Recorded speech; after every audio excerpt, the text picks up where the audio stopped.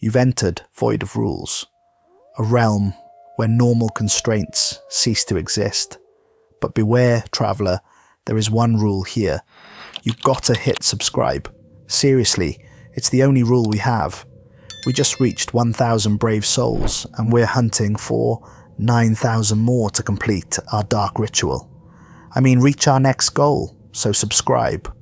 Or don't. But remember, the void remembers those who defy the only rule. Now let's get into today's video. The thing that took Jenkins is still down there, waiting. I can hear it scraping through the pipes at night, whispering my name from the shower drain. I've sealed every entrance in my apartment, but it won't matter. I broke Rule 6 and now I'm marked. This recording is my final warning to whoever replaces me at the Metropolitan Waste Authority. The sewers aren't just tunnels, they're veins of an ancient organism that has been feeding on our city for centuries. 1 week ago, I made my first descent into the sewers.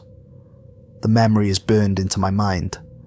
The echoing splash of my boots in the black water, the beam of my flashlight catching something massive moving just out of sight, the smell of rot mixed with something sickeningly sweet. That was when I first saw him, the Gutter King.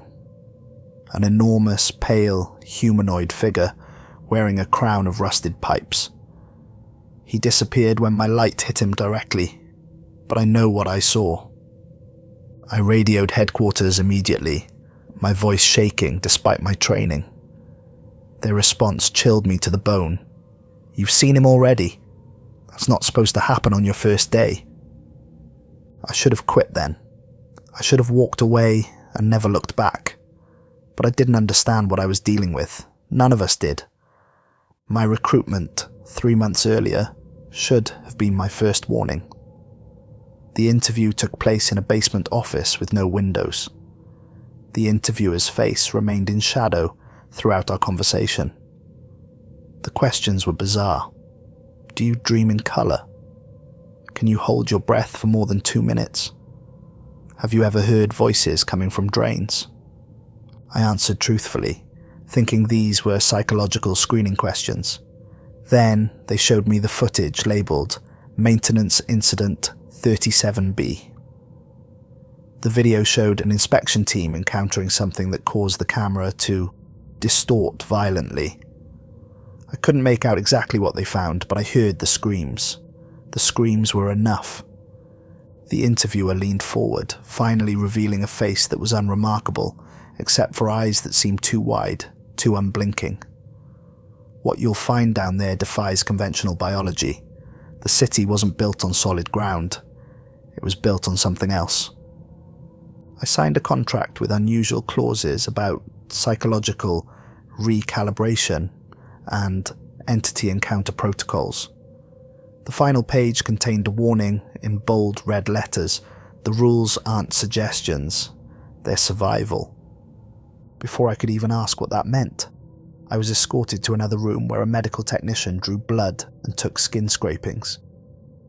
Testing for genetic markers, the technician explained without looking up. Some people are more compatible with the work environment. My training began the next day under Dominic Frost, a legendary sewer inspector with a milky white left eye. He survived what they called the collapse of 17, though no one would tell me what exactly had collapsed. Dominic moved with the careful precision of someone who had learned that carelessness meant death. Most people think we're just keeping the shit flowing, Dominic said as he handed me my equipment. That's what the city tells them. That's what they need to believe. Reality is more complicated. The equipment was unlike anything I'd seen in standard maintenance jobs. We wore repeller vests that emitted electromagnetic pulses to keep certain things at bay. The vests hummed constantly, a low vibration that you felt in your bones. Our helmets had specially modified visors that filtered out what Dominic called visual anomalies. When I asked what that meant, he simply said, "You'll know when you see it." We carried screamers, handheld sonic devices used only in absolute emergencies, and chemical markers that establish territorial boundaries they usually respect. The markers smelled like copper and ozone, and they left strange residue on your gloves that took hours to wash off. 37% of new recruits don't survive their first month, Dominic told me casually, as if discussing the weather. He rolled up his sleeve to reveal a bizarre pattern of circular marks covering his forearm. The scars were pale and raised, forming spirals that hurt to look at directly. Got this when the clutcher got hold of me. I was lucky.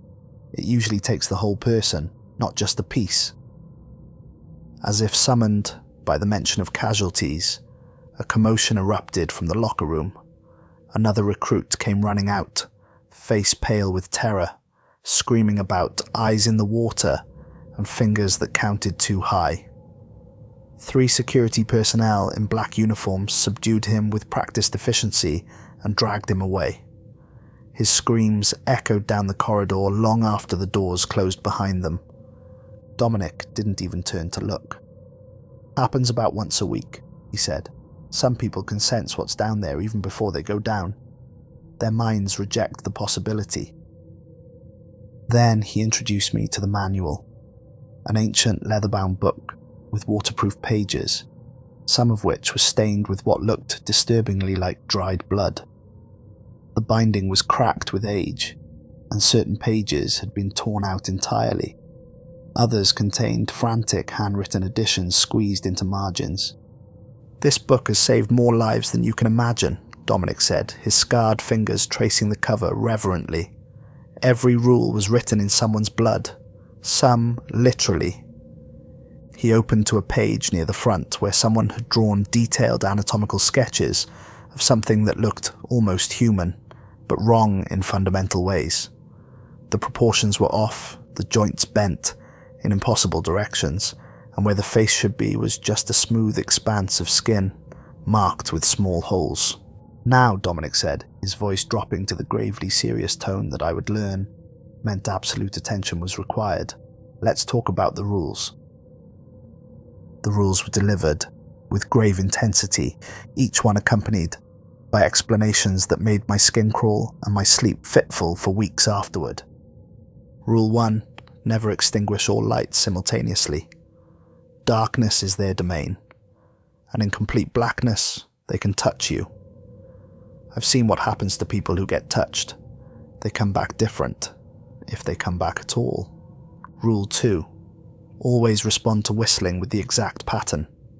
They communicate through whistles. And it's not just communication, it's identification. They're asking who you are and what you want. The wrong response marks you as an outsider, as prey. Rule 3. Yellow tags mark forbidden zones. Previous teams went in. Something else came out wearing their faces. We have photographs of the returning teams, but if you study the pictures carefully, you'll notice the eyes are wrong. Always the eyes. Rule 4. Keep moving. Never stay in one section longer than 27 minutes. They track by time, and they're very precise about it. At minute 28, they start hunting. We don't know how they measure time so accurately, but they do. Rule 5. If your radio plays static followed by laughter, smash it immediately. It's not your team trying to reach you anymore. It's something else that's learned to use our technology. The laughter means it's enjoying the deception. Rule 6. Never look at your reflection in the water for more than 5 seconds. What looks back will replace you if you linger. We call them mirror walkers, and they're always looking for a way to cross over to our side. Rule 7. If you see children in the tunnels, ignore them completely. They're not children. We don't know what they are. But children don't survive down there. Nothing innocent does. Rule 8. The copper rod must touch the water first before you enter any chamber. It grounds something we don't fully understand. Some kind of electrical or spiritual charge that builds up in enclosed spaces. Rule 9. If the water flows upward, exit immediately. It means the tunnels are being reshaped by something with the power to alter physics. You'll never find your way out once the geography starts changing.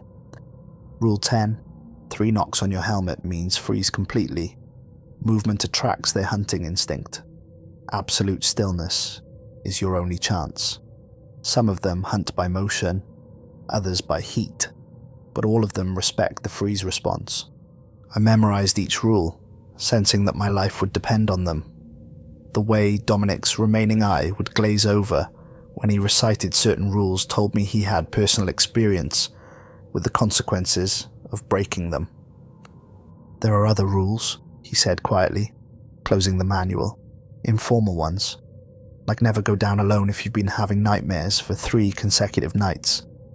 They can sense fear through dreams somehow, and never, ever volunteer for overtime in the deep sectors. The extra pay isn't worth what happens to people who spend too much time down there. My first expedition was to Sector 3, a relatively safe area used for training. I was paired with Dominic and a silent veteran named Russo who communicated only through hand signals. Russo's personnel file listed him as having worked for the authority for 15 years, but his eyes looked much older. There was a weariness in them that spoke of things seen that couldn't be unseen. We descended through a maintenance shaft that smelled of mildew and rust. The ladder rungs were slick with condensation, and I could hear water moving far below us in the darkness. Dominic demonstrated the entry ritual. Copper rod in water, specific pattern of light flashes, marking doorways with symbols drawn in phosphorescent chalk. The rituals matter, he said, his voice echoing strangely in the confined space. Don't ask me why. They just do. I've seen people skip the rituals and pay for it in ways that would give you nightmares. The tunnels were cold and damp, our flashlights creating islands of visibility in the pressing darkness. Water dripped from overhead pipes with metronomic persistence, each drop echoing unnaturally in the confined space. The sound seemed to follow patterns. 3 drops, pause, 7 drops, pause, 3 drops again. Is the dripping supposed to be so regular? I asked. Dominic paused, listening intently. No, he said finally, but don't acknowledge it. Pretend you don't notice. The first unsettling encounter came less than 20 minutes into our patrol. Massive albino rats, each the size of a small cat, emerged from a side tunnel. Their eyes were completely white, no pupils visible, and they moved in perfect synchronization. As we watched, they formed patterns that looked disturbingly like written language, curves and lines that almost made sense if you squinted. Don't stare at them too long, Dominic whispered. They're trying to get in your head. We had an inspector last year who spent too much time watching them form patterns. Started dreaming in rat formations. Had to be committed. The rats suddenly scattered as something else approached. We heard splashing from deeper in the tunnel, something large moving through water with deliberate purpose. Further along, we discovered unusual fungal growth coating the walls. The pale blue masses seemed to pulse in rhythm with our heartbeats, expanding and contracting with each thump in my chest. When I stepped closer, the pulsing quickened to match my elevated heart rate. We call this listener moss, Dominic explained, pulling me back.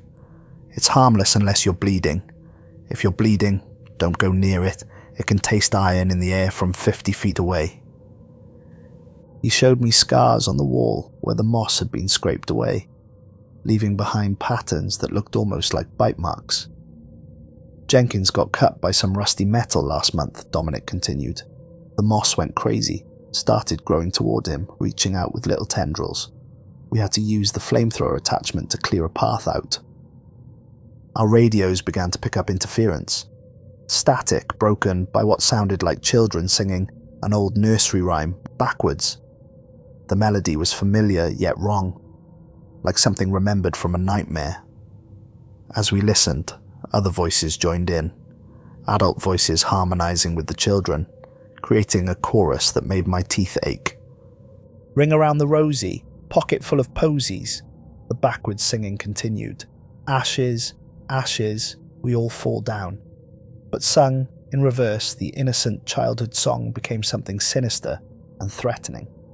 Rousseau suddenly froze, his hand shooting up in the emergency signal. He pointed to subtle ripples in the water, ripples that were moving against the current. The water was flowing north, but the ripples moved south in a deliberate searching pattern. "It's a scout," Dominic whispered, voice barely audible. "Don't move, don't even breathe." We stood completely still as something invisible moved through the water around us. The ripples circled my legs, pausing occasionally as if considering me. I could feel a presence examining me, testing me, deciding whether I was worth further attention. Minutes passed in terrifying silence, my lungs burning as I fought the urge to breathe normally. The invisible presence seemed to lose interest, and the ripples moved away, disappearing down a drainage pipe that led to deeper sections of the system. "Scouts map the tunnels for the larger ones," Dominic explained after it had gone. "They're blind but can sense micro-movements in the air, even your heartbeat if you're not wearing the repeller vest. They report back to something bigger, something that decides whether we're a threat or just maintenance workers." As we prepared to leave, I noticed something that made my blood freeze. In the soft mud near where we'd entered, there were footprints. Human footprints, but with 6 toes on each foot, and claw marks extending from where fingernails should have been. "Those are fresh," I pointed out. Dominic glanced at them and nodded grimly. The take and leave tracks sometimes. They remember being human, so they try to walk like humans, but they get the details wrong. When we safely returned to the surface, Dominic seemed surprised. "That's unusual," he said, studying my face carefully. "First-timers usually attract more attention. They can smell the new ones. You must have some natural camouflage." But I could tell he was troubled by something. As we cleaned our equipment, he kept glancing at me, with an expression I couldn't decipher. Later, I would understand that he wasn't concerned about how little attention I had attracted. He was worried about what kind of attention I had attracted. Over the next 2 months, my training intensified. I learned the unofficial history of the sewers, information kept from public records, and city planning documents. The original tunnel system wasn't built by the city founders in 1853. It was discovered. The early urban planners found ancient pathways beneath the ground and simply expanded upon them, never questioning their original purpose or who might have built them.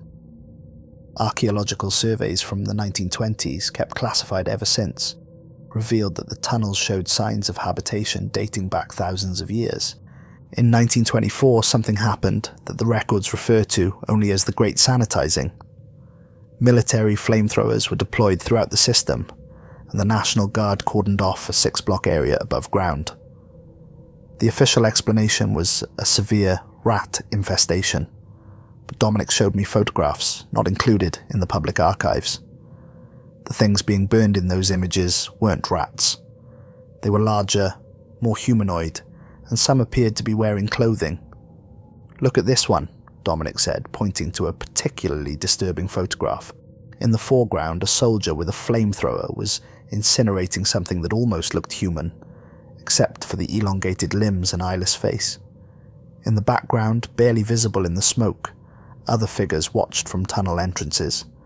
They didn't get all of them, they just made them more careful. There were records of periodic disappearances of maintenance workers dating back decades. Each incident classified.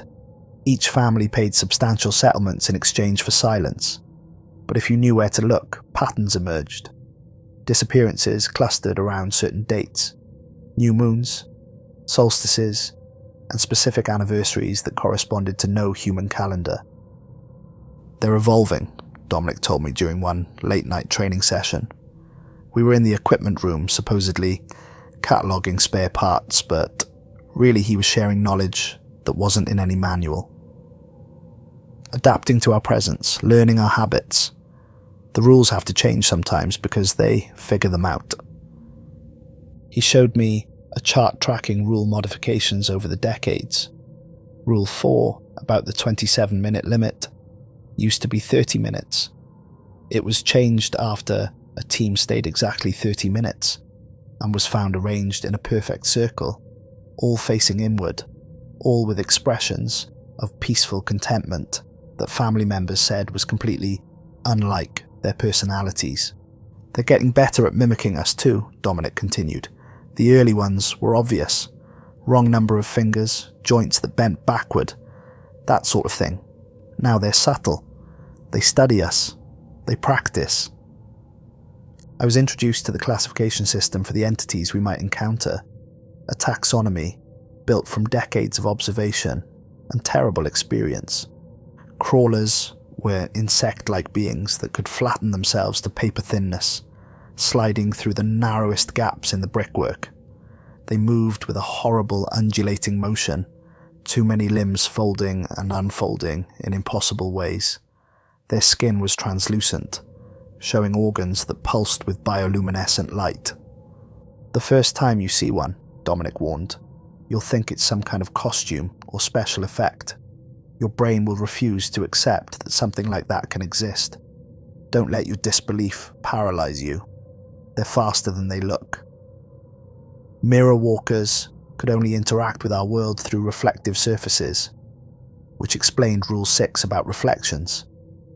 They're looking for a way in, Dominic explained. A way to cross over.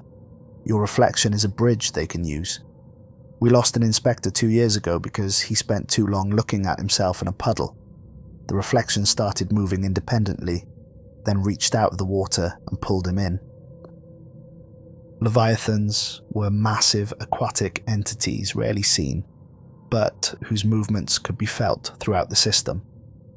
When a Leviathan moved, the water level would rise and fall in patterns that defied hydraulic principles. Pray you never see one, Dominic advised. No one who's gotten a clear look at a Leviathan has maintained their sanity. We have one inspector in long-term care who just draws circles all day. Perfect circles. The doctors can't explain how he makes them so precise. Most disturbing were the taken, former humans who'd been altered and returned to the tunnels.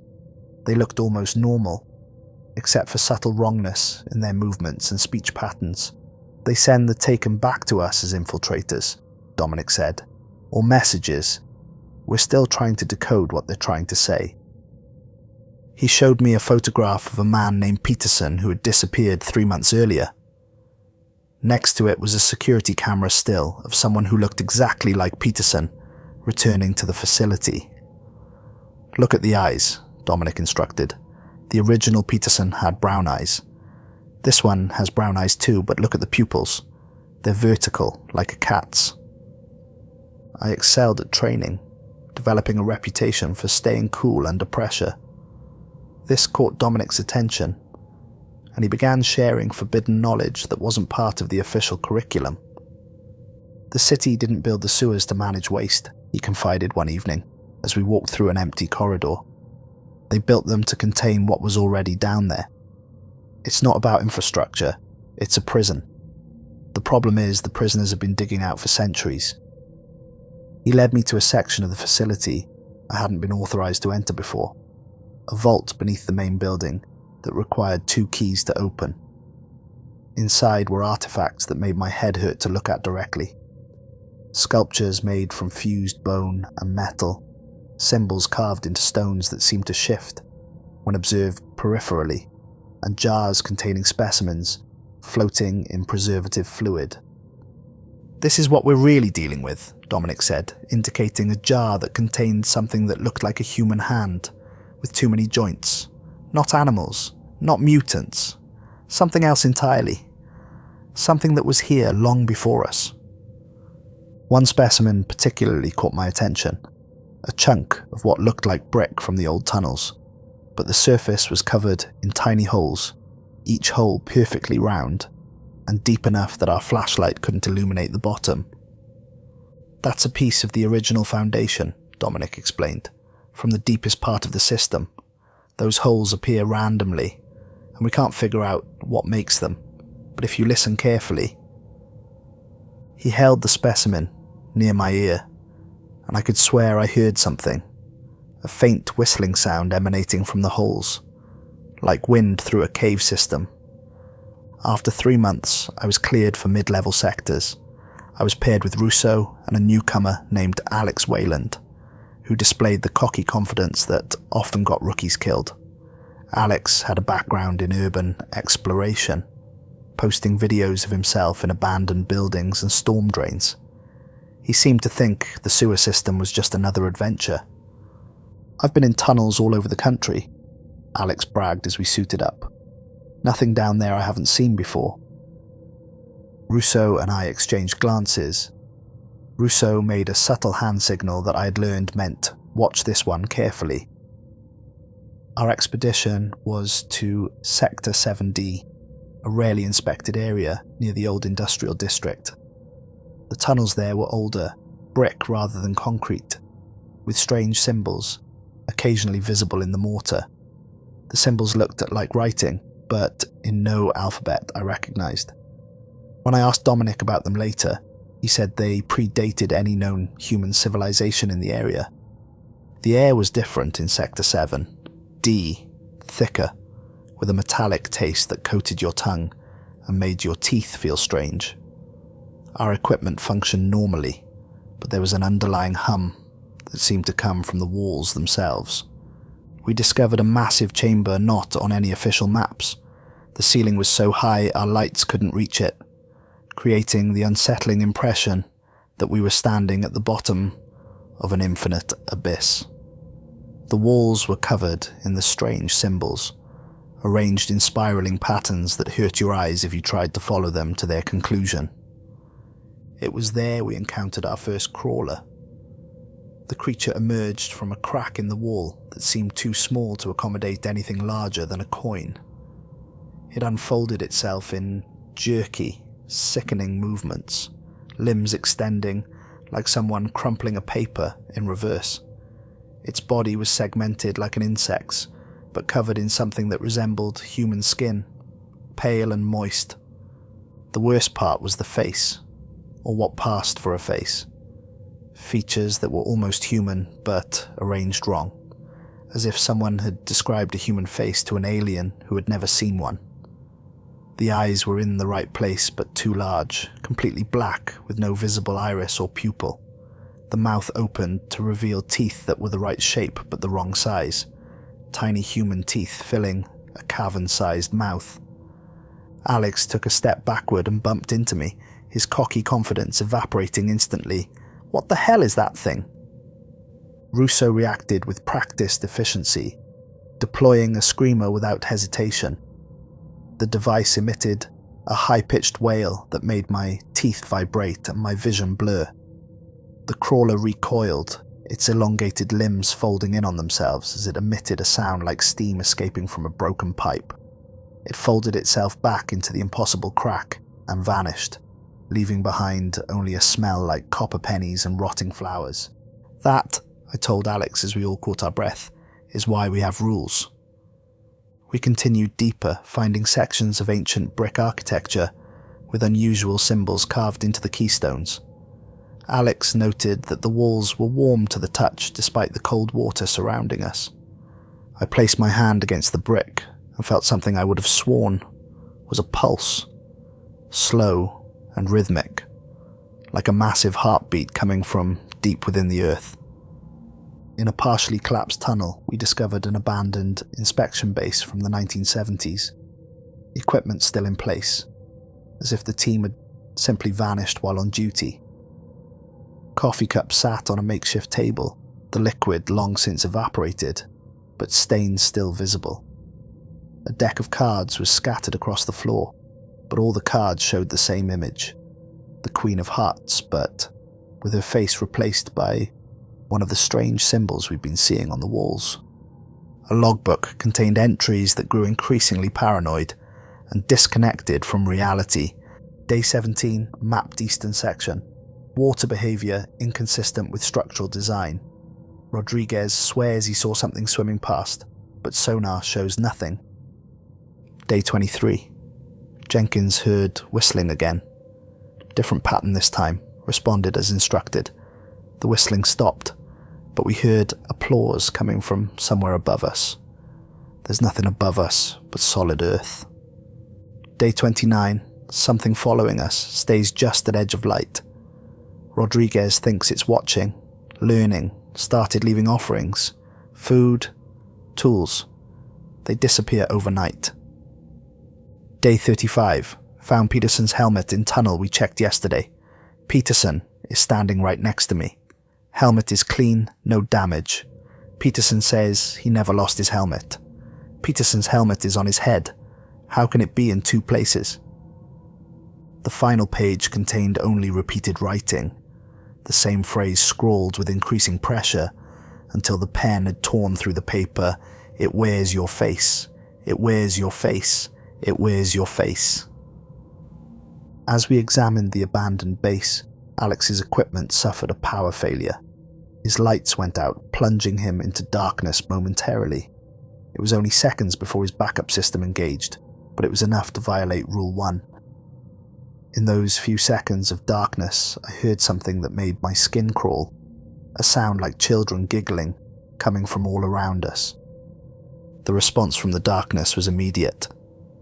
Whispering voices surrounded us, speaking in languages I didn't recognize but somehow understood. The whispers were making promises, offering knowledge, offering power, offering answers to questions I didn't know I had. Something large displaced water nearby, creating waves that lapped against our legs with deliberate rhythm. The water was warm where it touched us, and it left behind a residue that glowed faintly in the darkness. "Move, now," Russo signaled, already heading for the exit tunnel. We fled through the passages, water splashing loudly despite our training to move quietly. Something pursued us. I could hear it moving through the water behind us, gaining ground with each turn.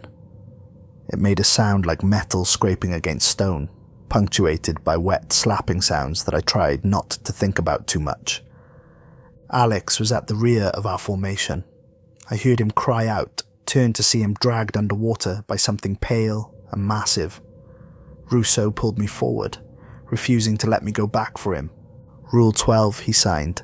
Never go back for someone who's been taken.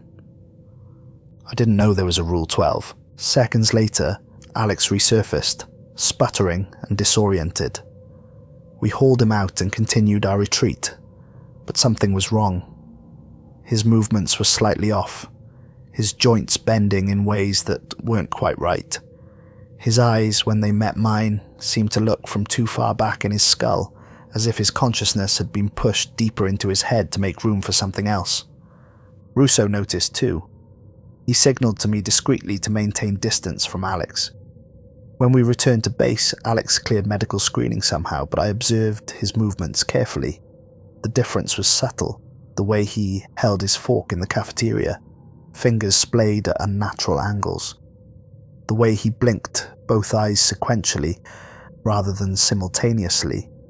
The way his reflection in the locker room mirror moved a fraction of a second after he did. Most disturbing was his appetite. At dinner, Alex ate everything on his plate, then asked for seconds, then thirds. He consumed enough food for 3 people, and when questioned about it, he said he felt empty inside and couldn't seem to fill the void. I reported my concerns about Alex to Dominic privately. He listened intently, taking notes in a small black book he carried everywhere. "How long was he under?" Dominic asked. "Maybe 10 seconds, I replied. Dominic frowned. "That's longer than most people survive. Whatever grabbed him either wanted him alive or wanted to send him back to us for a reason." He led me to a section of the facility I hadn't been authorized to enter before. A secure room filled with archives, photographs, reports, and specimens floating in preservative fluid. The smell in the room was overwhelming, a mixture of formaldehyde and something organic that made my stomach turn. "The authority isn't just maintaining sewers," Dominic explained, showing me documents dating back to the city's founding. "We're containing ancient entities that predate humanity. This land wasn't empty when settlers arrived. Something was already here, living below the surface." The documents told a story that wasn't in any history book. The original settlers hadn't chosen this location for its proximity to the river or its fertile soil. They'd been guided here by dreams, recurring nightmares that showed them this specific spot and promised prosperity if they built their city above it. They thought they were founding a settlement, Dominic said, showing me architectural plans that revealed the true purpose of key city buildings. Really, they were building a containment facility. Every major structure in the downtown area has unusual foundations designed to function as anchoring points for rituals performed deep in the maintenance tunnels. The city hall, the cathedral, the old courthouse, all of them built according to precise specifications that had nothing to do with human architecture and everything to do with creating a binding pattern across the landscape. Some of the rules aren't just safety measures, Dominic said grimly. They're rituals that maintain a fragile treaty. The whistling responses, the light patterns, they're a language, a way of saying we respect the boundaries. The moment we stop following the rituals is the moment they consider the treaty broken. Most disturbing was Dominic's theory about the true nature of what we were dealing with. They're not just living in the sewers. The sewers are them, extended sensory organs of something unimaginably vast. The tunnels aren't passages through Earth, they're passages through it. He showed me classified footage labelled The Breach of 97. Grainy video showing a massive entity partially surfacing in the harbour. The features were blurred and distorted on the recording, as if the camera itself couldn't process what it was seeing. In the brief glimpses that were clear, the thing looked like a cross between a whale and a cathedral, with spires and arches that curved in impossible directions. Your encounter with Alex means they've escalated, Dominic said. They're sending back more convincing copies, better infiltrators. We need to be prepared for the possibility that Alex isn't the only one. He placed a copper amulet around my neck, similar to the rods we used to test the water. The metal was warm against my skin and made a faint humming sound that only I could hear. They've noticed you specifically. This will mask your presence, but not forever. Be careful who you trust from now on. As if to emphasize his point, Alex appeared in the doorway at that moment. Hey, what are you guys doing in here? I've been looking all over for you. But Alex was supposed to be in the medical bay undergoing his post-incident evaluation, and his voice sounded wrong, too cheerful with an odd echo that seemed to come from somewhere behind his teeth. Dominic stepped in front of me casually, blocking Alex's view of the documents spread across the table. Just reviewing some old inspection reports. Nothing exciting. Alex smiled, and I noticed his teeth were different, still human teeth, but arranged in a slightly different pattern than I remembered. Well, when you're done with the boring stuff, I'd love to hear more about what we encountered down there. It was fascinating. After Alex left, Dominic turned to me with a grim expression. That wasn't Alex, he said. Alex would never describe what happened as fascinating. He was terrified down there. Whatever came back wearing his face hasn't quite figured out how to replicate his personality yet. 3 days later, everything changed. Emergency alert signals came from Sector 12, the deepest and most dangerous zone in the system. Russo, Alex, and 3 other inspectors had been sent to investigate a pressure anomaly, readings that suggested something large was moving through the deep tunnels, displacing massive amounts of water. All communication had been lost 6 hours into their mission. A volunteer team was assembled for a rescue operation, and I insisted on joining. If something had happened to Russo because of the thing wearing Alex's face, I bore some responsibility for not being more forceful with my warnings.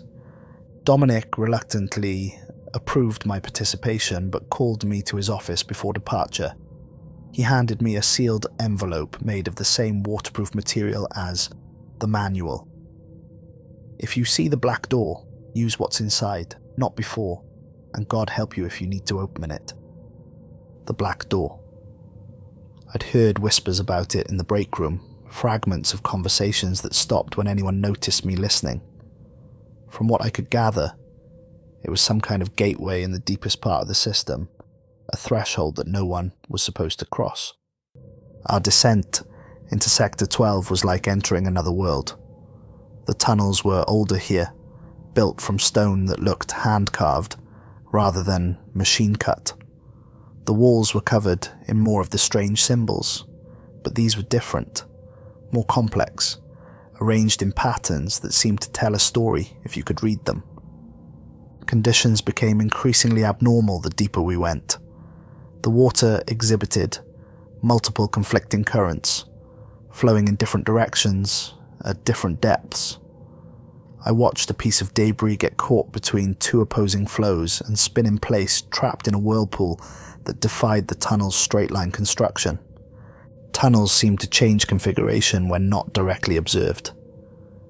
More than once we turned back to find our entry point had changed in shape or size.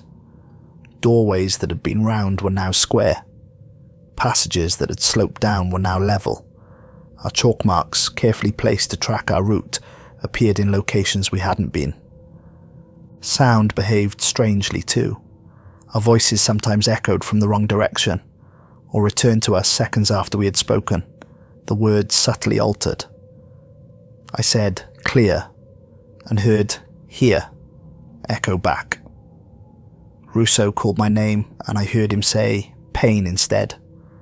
We found the first signs of the missing team after 2 hours of searching. Equipment scattered along a flooded corridor, a trail of blood leading deeper into the unmapped sections. But the blood was wrong. Instead of red, it was a dark blue colour that seemed to absorb light rather than reflect it. Following the trail brought us to a massive circular chamber with features that turned my stomach. What I first took to be unusual support pillars were actually fused human remains, bodies melded together and calcified, faces frozen in expressions of agony. But as we looked closer, we realized the faces were all the same face, repeated dozens of times. The missing inspector team somehow multiplied and fossilized. A noise from a maintenance shaft revealed Russo, hiding in the darkness. He was injured, his repeller vest torn open, eyes wide with terror. When he saw us, he began making frantic hand signals, but they were patterns I didn't recognize. "Russo, what happened?" I asked, but he just shook his head violently and pointed deeper into the chamber. "Alex led us here," he whispered, voice raw from screaming. "He's working with them. It was a trap. He knew exactly where to go, like he'd been here before, like he belonged here." Before we could question him further, we noticed the water around our feet beginning to stir. Shapes moved beneath the surface, circling us like sharks. But these shapes were wrong. Too long, too segmented, moving with a fluid grace that no earthly creature possessed. Whistling sounds came from all directions, overlapping patterns, impossible to replicate or respond to correctly. The sounds weren't quite musical, but they weren't random either. They followed rules, a grammar of terror that spoke directly to the primitive parts of our brains. Someone on our team checked their watch and shouted in panic, "We've been here for 26 minutes. Rule 4, never stay in one section longer than 27 minutes. The realization hit us like a physical blow. We had 1 minute before the hunting began. 1 minute to escape whatever was circling us in the water. We ran, trying to retrace our steps to the main tunnel. In the confusion and darkness, I became separated from the team. I could hear their shouts growing more distant, then transforming into something else. Sounds of conflict, screams that cut off abruptly, and then silence.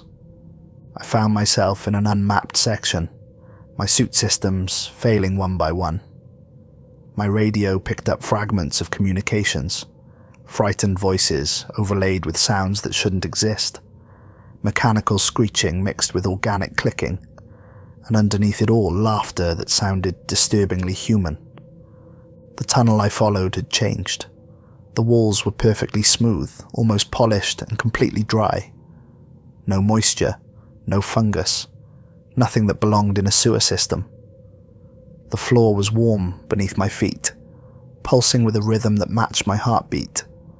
Strange bioluminescent patches on the walls provided the only light, casting everything in an eerie blue-green glow. The patches formed patterns, and as I walked they seemed to rearrange themselves, creating new designs that looked almost like words, in a language I didn't recognize but somehow understood. The tunnel ended at something that defied description. Not metal or wood, but something that seemed to absorb light rather than reflect it. A rectangle of perfect darkness standing free in the passage. The black door that Dominic had warned me about. I could hear something coming behind me, moving with purposeful speed. Voices that sounded like my teammates called my name, but the intonation was wrong, like something learning how to use human speech by imitation. The calls were too rhythmic, too musical, turning my name into part of the whistling communication pattern I'd heard earlier. I checked my watch and felt ice in my veins. We had entered Sector 12 exactly 28 minutes ago. I had violated Rule 4, and now the hunting had begun. As if responding to this realization, the dry tunnel began to flood with impossible speed. Water poured in from nowhere, rising past my ankles, then my knees. But this wasn't normal water. It was warm, almost body temperature, and it clung to my skin like syrup. Beneath the surface, I could see something massive moving toward me, a pale shape bigger than any crawler I'd been trained to recognize. The thing in the water had features that my mind refused to process completely. Limbs that bent in too many places. A face that was almost human, but stretched and distorted like a reflection in a funhouse mirror. When it opened what might have been a mouth, I saw row after row of teeth. But they weren't predator teeth. They were human molars and incisors, perfectly maintained and arranged in spiral patterns that went back into darkness. I tore open Dominic's envelope with shaking hands. Inside was an ancient key made of a dull metal I couldn't identify, and a note in his handwriting, "Last resort only. No one returns unchanged. The door leads to their domain, but it's also the only way to understand what we're really fighting. Use it only if there's no other choice. I'm sorry." The water reached my waist. I felt something brush against my legs, something with too many fingers, each one tipped with what felt like hooked claws. But the touch was almost gentle, exploratory, rather than aggressive, as if whatever was down there was trying to understand what I was rather than hurt me. I had no choice. I inserted the key into a lock I hadn't noticed before, a depression in the black door that matched the key's unusual shape perfectly. The lock was warm, almost hot, and I could swear I felt it pulse as the key turned. The door swung open silently, revealing not another tunnel but a space that defied comprehension. Architecture that violated physical laws. Staircases that looped back on themselves, columns that supported nothing, water that flowed in vertical sheets like liquid walls. The air itself seemed to have weight and texture, pressing against my skin like velvet. I stepped through, and the door sealed behind me with a sound like a sigh. This new environment shifted and changed as I moved through it. It resembled the sewers in basic form, but fundamentally wrong. Water flowing upward in spirals, lights that cast multiple conflicting shadows, distances that expanded or contracted without warning. When I looked up instead of a ceiling, I saw what looked like the night sky, but the stars were arranged in patterns that hurt to contemplate. I wasn't alone. Something moved through this impossible space with practiced ease, a presence that manifested through multiple points simultaneously. It spoke with many voices layered atop each other. Some I recognized as belonging to missing inspectors from years past. "We've been expecting you," the voices said from everywhere and nowhere. Few are chosen to become ambassadors, between worlds. The entity began to manifest more solidly as it spoke. What I saw defied description, but I'll try. Imagine a tree made of human nervous systems, each branch a spinal cord, each leaf a brain pulsing with bioluminescent thought. The roots extended deep into the floor, which I now realized wasn't stone, but compressed organic matter. Bones and flesh formed into architecture. Your species builds above, the entity continued, its voice now coming from specific mouths that opened in the trunk of the neural tree. But you do not understand what you build upon. Your cities are neurons in a larger mind. Your sewers the synapses that carry our thoughts. The entity revealed what it claimed was the truth. The sewers weren't just a buffer zone between worlds. They were a circulatory system carrying information and energy between the human realm and something much larger. Every city on Earth was connected through deep tunnels that human governments either didn't know about or pretended not to know about. Some inspectors were specifically selected to become ambassadors, altered beings who could interface between humans and the vast intelligence that existed beneath civilization. They were the ones who ensured the relationship remained symbiotic rather than parasitic. I had been observed for months, my reactions to the strange encounters carefully monitored and evaluated. My ability to remain calm under pressure, to adapt to impossible situations, marked me as a suitable candidate for transformation. Others before you have made this transition, the voices said, and I began to notice other shapes moving in the periphery of this impossible space. Human-shaped figures, but wrong in subtle ways. Too tall, limbs that bent at additional joints, faces that held too many expressions simultaneously. One of them approached me, and I recognized the features despite the alterations. It was Dominic, but changed.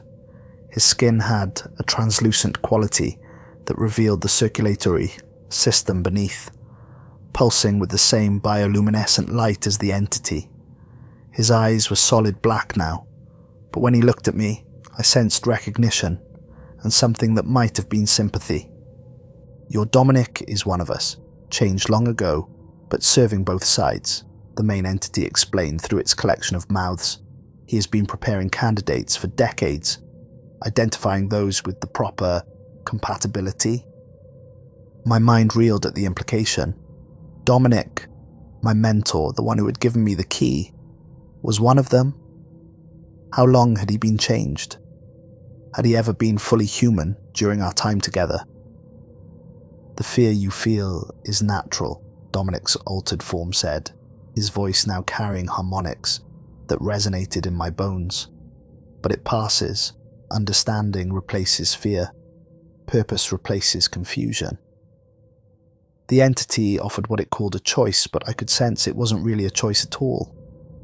Become an ambassador and retain some vestige of humanity while serving as a bridge between worlds, or be consumed entirely and become part of the vast neural network that underlay human civilization. In desperation, I activated my screamer device, hoping the sonic weapon would be effective in this realm, as it was against crawlers. The device emitted its high-pitched wail, but instead of causing pain or retreat, the sound seemed to be absorbed by the environment itself. The entity laughed, a sound that rippled through the liquid walls around me like waves through water. It coalesced partially into a form I recognized with horror. A former inspector who had disappeared during my first month of training, but changed, skin translucent, organs visible beneath and pulsing with bioluminescent light, limbs elongated and jointed in impossible ways. I made the same choice decades ago, it said with a voice that still retained traces of humanity. The fear passes, the understanding comes. You will see as we see, think as we think, serve the greater purpose. The transformation began against my will. I could feel my skin becoming translucent, my awareness expanding beyond my body to sense the entire network of tunnels that connected not just this city but cities around the world. I could feel the vibrations of millions of people walking above, taste the chemicals being flushed from thousands of factories, hear conversations happening in maintenance tunnels on the other side of the planet. But with this expanded awareness came understanding.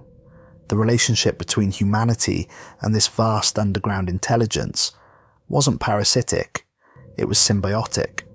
Humans provided energy and information through their waste, their movements, their electronic communications that leaked into the metal pipes. In return, the entity helped maintain the delicate balance that kept human civilization stable.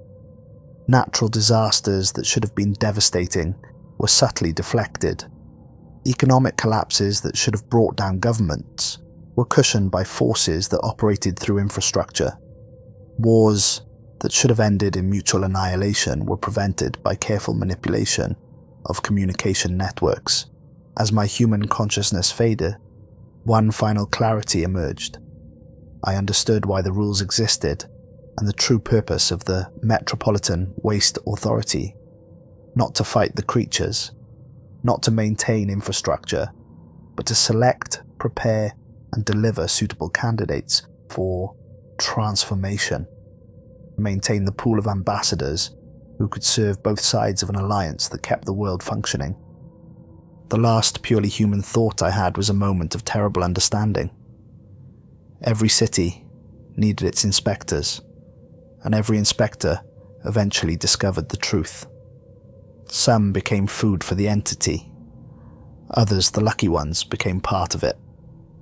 That brings me back to this moment, recording my warning. My transformation is almost complete. I can feel the calling to return to the sewers, to take my place in the vast network of intelligence that spans the globe. The pipes in my apartment whisper constantly now, carrying messages from other transformed inspectors, sharing information and coordinating activities across vast distances. What I've learned in my final hours as something resembling human is this. My mistake wasn't breaking Rule 4. My real mistake was believing we were hired to fight the creatures. The truth is more disturbing. The authority recruits people specifically to become entities, to maintain the underground ecosystem through a continuous supply of transformed humans. I can hear the thoughts of other transformed inspectors through the pipes now. Some have been in the system for decades, guiding the selection of new candidates, arranging incidents to test potential recruits. The whole organization is designed to identify people with the right psychological profile for transformation. Dominic's scarred eye wasn't from an encounter with a hostile entity. It was a mark of his transformation, a sign that he had accepted his role as a recruiter. The stories about the collapse of 17, about his narrow escape from the clutcher, all lies designed to make him seem like a survivor rather than a collaborator. Alex wasn't replaced by something wearing his face. Alex was always one of them, a fully transformed ambassador, sent to evaluate me during the expedition. His accident in the water was staged to see how I would react, to test my observational skills and my ability to detect subtle wrongness. Every rule violation I witnessed, every incident during my training, all carefully orchestrated to push me toward the moment when I would have to use the black door. The key wasn't a last resort. It was my graduation ceremony. This is my final warning to whoever finds this recording. There are two types of inspectors. Those who become food and those who become them. But the choice isn't made by the entities below. It's made by the authority during the recruitment process.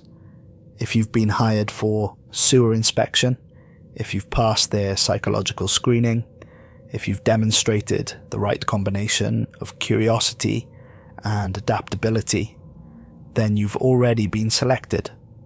The rules won't save you, because they're not designed to save you. They're designed to test you, to prepare you, to guide you towards the inevitable moment when you must choose between transformation and consumption. I've left this recording and a copy of the true rules hidden in my apartment. If you hear whistling from the drains, don't answer. They're calling to me, not you. But if they start calling your name, if you start having dreams about tunnels that don't appear on any map, Then it's already too late.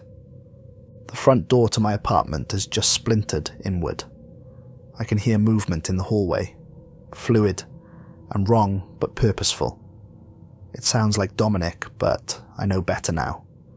It sounds like the entire authority coming to escort me to my new assignment. They've come to take me home. Through the pipes, I can hear other voices now, dozens of them, all former inspectors who have made the transition. They're welcoming me, explaining my new responsibilities, sharing the vast knowledge that comes with being part of something greater than human civilization. The work continues.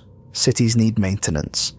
Infrastructure requires oversight, and the symbiosis between above and below must be preserved. Someone new will be hired to replace me soon. The authority's recruitment team is already reviewing applications, looking for that perfect combination of technical skill and psychological compatibility. They'll be drawn to candidates who show curiosity about underground spaces, who have experience with confined environments, who demonstrate calm under pressure. If you're listening to this recording, you might be that candidate. This is Inspector Michael Reese, signing off. Remember the rules. They won't save you, but they'll help them decide what to do with you. Wait, do you hear that? The whistling. It's beautiful once you understand the pattern. It's a welcome song, a celebration of new consciousness, joining the network. My consciousness, expanding beyond the confines of human limitation. I can see now. I can see the vast web of tunnels that connects every major city on Earth. I can feel the pulse of human activity above, the rhythm of civilization itself. I understand my role now, to guide the next generation of recruits, to prepare them for their own transformation. The whistle is calling me home, and I must answer. But before I go, let me leave you with one final truth. The monsters in the sewers aren't the real threat. The real threat is believing that humans are separate from the system that sustains them. We are all part of something larger. Some of us just know it. The transformation is complete. I'm no longer Michael Reese, sewer inspector. I'm something new, something connected to every pipe, every tunnel, every underground space where water flows and darkness reigns. Come find me in the sewers, future candidate. I'll be waiting to welcome you home.